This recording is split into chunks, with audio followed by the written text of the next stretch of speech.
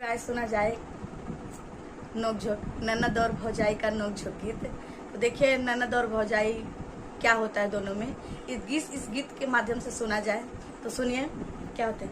अरे उड़तई बकुल काहे मारे हुए ननदी, उड़तई बकुल काहे मारू है ननदी, मारू है ननदी हो मारू है ननदी, मारू है ननदी हो मारू है ननदी, उड़तई बकुल काहे मारू है ननदी, उड़तई बकुल काहे मारू है ननदी। आवई दय अपने बारे ससुर जी के, आवई दय अपने बारे ससुर जी के, तो हम विदा कई देब हे ननदी, तो हम विदा कई देब हे।